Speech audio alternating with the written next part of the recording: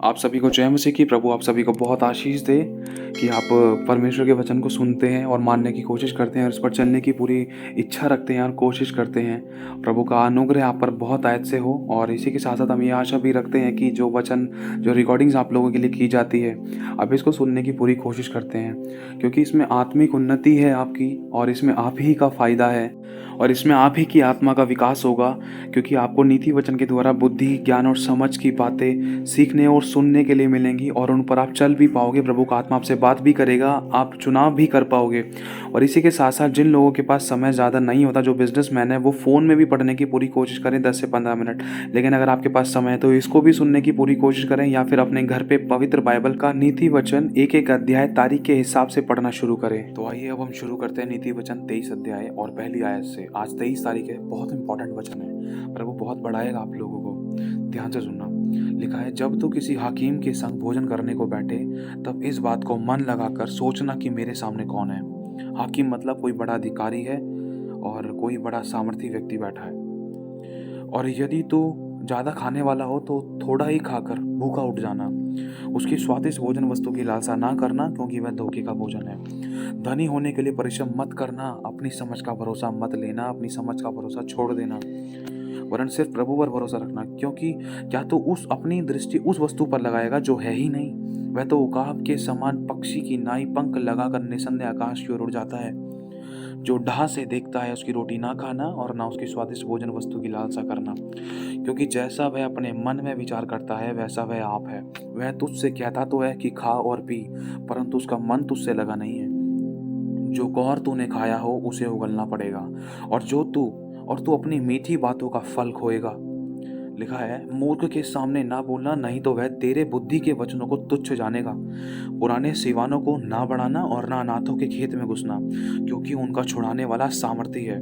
उनका मुकदमा तेरे संग वही लड़ेगा। यहाँ पर प्रभु फिर से कह रहा है कि अनाथों और विधवाओं की सुधि लेना, उनके ऊपर दोष मत लगाना, उनके साथ गलत बर्ताव मत करना, उनको कचहरी में मत लेकर जाना, उनको पीसना मत, उनकी काम काज में, उनके नौकरी बिजनेस धंधे रोजगार में हाथ मत लगाना, गलत व्यवहार मत करना, उनको धोखा मत देना, क्योंकि उनका छुड़ाने वाला परमेश्वर यहोवा सामर्थी है।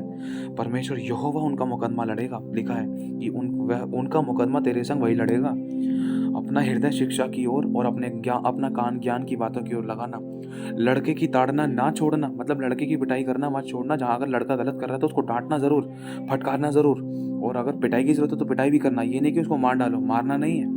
क्योंकि यदि तू उसको छड़ी से मारे तो वह ना मरेगा, अगर छड़ी से मार दिया तो भला रहेगा। क्योंकि अगर कहने का मतलब जैसे कि अब आपको लास्ट टाइम एक स्टोरी भी सुनाई थी प्रभु की आत्मा के द्वारा, कि एक स्त्री को बच्चे की जरूरत थी, प्रभु ने उसको बच्चा दिया, और बच्चे को उसने इतना लाड प्यार में इतना वो कर दिया, अंधा कर दिया, कि उसको गलत चीज़ों के टाइम, गलत बातों के लिए, गलत कामों के लिए, गलत व्यवहार के लिए उस बच्चे को रोका ही नहीं गया। और बाद में वही चीज़ उस बच्चे के लिए मृत्यु का फंदा बन गई। जब उसको फांसी दी जा रही थी तो उसने खुद बोला कि मम्मी, आज तू मेरी मृत्यु का सबसे बड़ा कारण है। क्यों? माँ ने बोला क्यों? तो बेटा बोलता है, मम्मी जहाँ मैं गलत था, मैं झूठ बोलता था, जब मैं मार पीट कर घर पे लोगों को आता था, और मैं गलत व्यवहार करता था, चोरियां करता था, और गलत संगति थी मेरी, तूने उस समय मुझे नहीं रोका। उस समय अगर तू मुझे डांटती और फटकारती और मुझे सिखलाती कि मैं गलत संगति में ना जाऊं, या गलत व्यवहार ना करूं, या गलत जगह पे ना जाऊं, या गलत खाना पीना ना करूं, तो आज मेरी हालत यहाँ नहीं होती, आज मैं यहाँ पर कैद नहीं होता, आज मुझे फांसी नहीं लगती। आज मेरी मृत्यु का सबसे बड़ा कारण तू है मम्मी, तू है। तो मेरे भाई और बहन, इसलिए प्रभु कह रहा है कि लड़के की ताड़ना ना छोड़ना, क्योंकि यदि तू उसको छड़ी से मारे तो वह ना मरेगा, लिखा है तो उसको छड़ी से मारकर उसका प्राण अधोलोक से बचाएगा। मेरे भाई मेरी बहन, ये शिक्षा हम सभी के लिए प्रभु कह रहा है कि हे मेरे पुत्र, यदि तू बुद्धिमान हो तो विशेष करके मेरा ही मन आनंदित होगा, और जब तू सीधी बातें बोले तब मेरा मन प्रसन्न होगा। तू पापियों के विषय में ढा ना करना, दिन भर यहोवा का भय मानते रहना, क्योंकि अंत में फल होगा और तेरी आशा ना टूटेगी। लिखा है, हे मेरे पुत्र, तू सुनकर बुद्धिमान हो और अपना मन सुमार्ग में सीधा चला। प्रभु का आत्मा कुछ कहना चाहता है। लिखा है, तू पापियों के विषय मन में ढा ना करना, दिन भर यहोवा का भय मानते रहना। मतलब प्रभु कह रहा है, अभी आत्मा में कुछ बात आ रही है, प्रभु का आत्मा बात कर रहा है आपसे, कि कुछ ऐसी परिस्थिति हैं, कुछ बहन और भाइयों के साथ ऐसी परिस्थिति है कि आप गलत काम करना नहीं चाहते हो, और मतलब गलत बोलना नहीं चाहते हो, गलत व्यवहार नहीं करना चाहते हो, लेकिन फिर भी आपकी ज़िंदगी में कुछ ऐसे लोग कुछ ऐसे लोग आपको दे रखे थे जिसके द्वारा आपको लग रहा था कि यार ये बंदा मेरी ज़िंदगी में नहीं होना चाहिए, ये बंदा क्यों है, मैं इसके साथ क्यों रह रही हूँ, ऐसा बाप क्यों है, ऐसी माँ क्यों है, ऐसा पति क्यों है, या ऐसी पत्नी क्यों है, ऐसे बच्चे क्यों हैं, है ना? लेकिन प्रभु एक बात यहाँ पर कहना चाहता है, देखो मूसा के समय में परमेश्वर ने मूसा को ऊँचा उठाने के लिए फ़िरौन के मन को कठोर किया था, ताकि मूसा के द्वारा बड़े-बड़े चमत्कार किए जाएँ। परमेश्वर आपको कह रहा है, देख तू किसी व्यक्ति के चक्कर में देखकर अपने विषय को मत खराब कर, और तू मेरा भय मानती रहे और मेरे अनुसार चल। तू आँख के बदले आँख मत कर, चाँटे के बदले चाँटा मत कर, दोष के बदले दोष मत लगा, गाली के बदले गाली मत कर। चुप रहकर दुःख को सह ले और बुराई से बैर कर और दिन भर यहोवा का भय मानते रहना, क्योंकि अंत में तुझे फल मिलेगा और तेरी आशा फिर ना टूटेगी। मेरे भाई मेरी बहन, जैसे यीशु मसीह ने आँख के बदले आँख नहीं की, गाली के बदले गाली नहीं दी, झूठ के बदले झूठ नहीं बोला, दोष के बदले दोष नहीं लगाया, पिटाई भी खा ली, चाँटा भी खा लिया, मुँह पे थुकवा भी लिया, तब भी यीशु मसीह ने माफ़ किया और अपने आप को सच्चे न्याय के हाथों में सौंपा। और परमेश्वर ने यीशु मसीह का नाम इतना महान कर दिया कि अपने उस इकलौते पुत्र को, यीशु मसीह को इतना बड़ा दर्जा दे दिया कि कहा कि बिना तेरे द्वारा मेरे पास नहीं आ सकता, यीशु देख आज मैं तुझे वो अधिकार देता हूँ। और यीशु मसीह को ये भी अधिकार दिया कि बिना तुझे ग्रहण करे ना कोई मुझे प्रभु नहीं कह सकता, कोई मेरे पास नहीं आ सकता, कोई स्वर्ग में नहीं आ सकता, बिना पवित्र आत्मा के कोई तुझे प्रभु नहीं कह सकता। और आज से तुझे प्रभु बोला जाएगा और तू ही प्रभु है। और यीशु मसीह को ये भी अधिकार दिया गया कि हर एक घुटना तेरे ही आगे झुकेगा यीशु, और हर एक जुबान ही अंगीकार कर लेगी कि यीशु ही प्रभु है, और तू ही न्याय करेगा, सबके घुटने तेरे आगे टिकेंगे, सारे बड़े बड़े काम तेरे नाम से होंगे। सोचो, क्योंकि अंत में फल मिला, समय लगा, लेकिन प्रभु ने किया। प्रभु देखता है हमारे आंसू को। कह रहा है प्रभु, हे मेरे पुत्र, तू सुनकर बुद्धिमान हो और अपना मन सुमार्ग में सीधा चला। मतलब प्रभु कह रहा है कि बुराई से बैर कर, और जो भी लोग तेरे साथ गलत बर्ताव कर रहे थे, चाहे वो वचन को जानते चाहे वो नहीं जानते, देखो उनके अंदर परमेश्वर का प्रकाशन पूर्ण रूप से नहीं है। वो खुदा के प्रेम में बह के, प्रेम के अंदर अभी भरे नहीं है, परिपूर्ण नहीं हुए हैं। इसलिए तो आपके साथ आपके परिवार वाले लोग, गली मोहल्ले आस पड़ोस वाले ऐसा बर्ताव कर रहे थे। लेकिन सोच लो, ये वो लोग वचन को जानते ही नहीं है, यीशु को जानते ही नहीं है। अगर जानते हैं तो उसको मानते नहीं है, अगर मानते हैं तो उसके अनुसार चलते नहीं हैं। समझना इस बात को।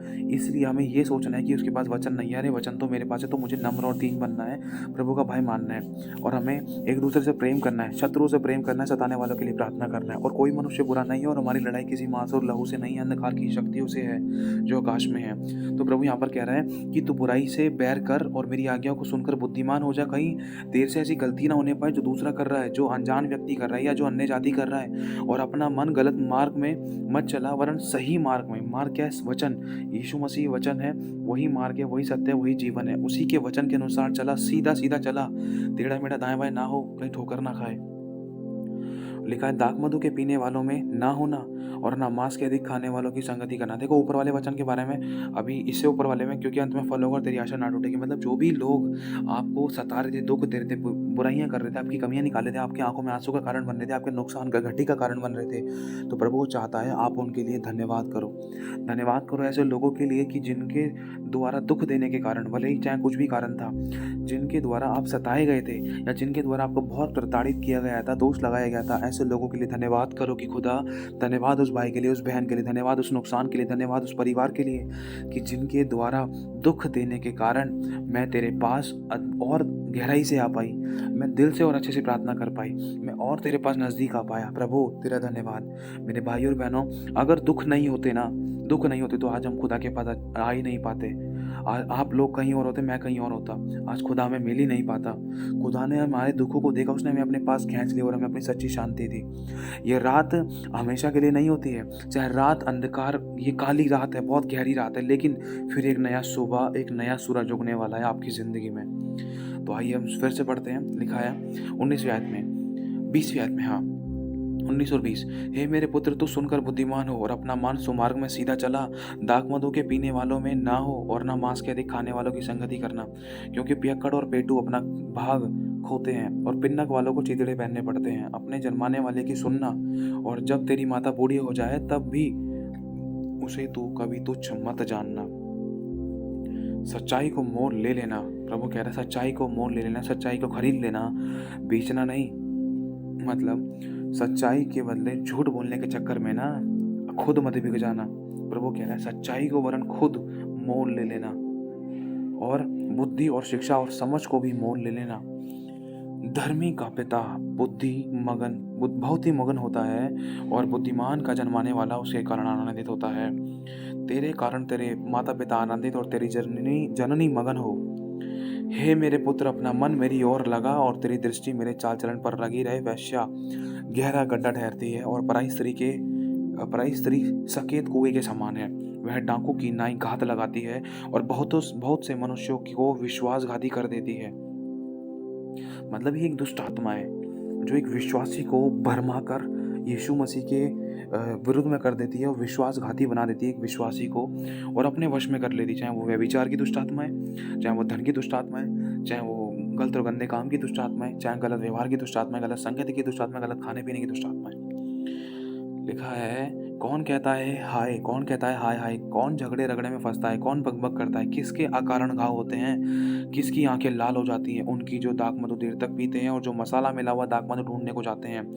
जब दाख मधु लाल दिखाई देता है और कटोरे में उसका सुंदर रंग होता है और जब वह धार के साथ उंडेला जाता है, तब उसको ना देखना, क्योंकि अंत में वह सर्प की नाई डसता है और करेत के समान काटता है। तो विचित्र वस्तुएं देखेगा और उल्टी सीधी बातें बकता रहेगा। मतलब जो इंसान पियक्कड़पन से और मतलब बहुत ज़्यादा पीता है, नशे पत्ते करता है, तो उसके साथ क्या होता है? प्रभु कह रहा है, पहले तो तुम ऐसे काम करना ही मत। ऊपर 31वें आयत में कह दिया प्रभु ने, 32वें आयत में लिखा है, क्योंकि जो ऐसे काम कर रहा है ना, क्योंकि अंत में वह सर्प की नाई डसता है और करेत के समान काटता है, तो विचित्र वस्तुएं देखेगा और उल्टी सीधी बातें बकता रहेगा। और तू समुद्र के बीच में लेटने वाले व मस्तूल के सिरे पर सोने वाले के समान रहेगा। तू कहेगा कि मैंने मार तो खाई, परंतु मैं दुखित ना हुआ। मैं पिट तो गया, परंतु मुझे कुछ सुधि ना थी। मैं होश में कब आऊँ? मैं तो फिर से मदिरा पाने को ढूंढूंगा, फिर से मदिरा ढूंढूंगा। मतलब ये ढिठाई का गंदा आत्मा। मतलब शराब पीने के बाद इंसान इतना ढीठ हो जाता है, इंसान को अपनी बातें याद नहीं रहती, वरन दूसरों की बातें याद रहती कि उसने मेरे साथ ऐसा कहा, उसने मेरे साथ ऐसा कहा।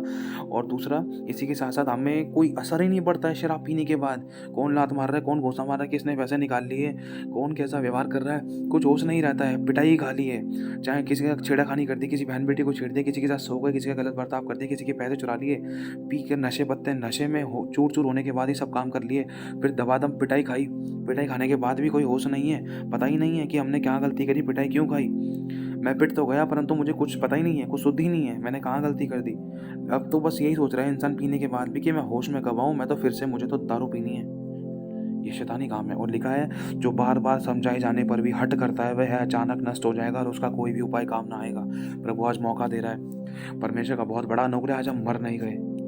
जय मसीह की।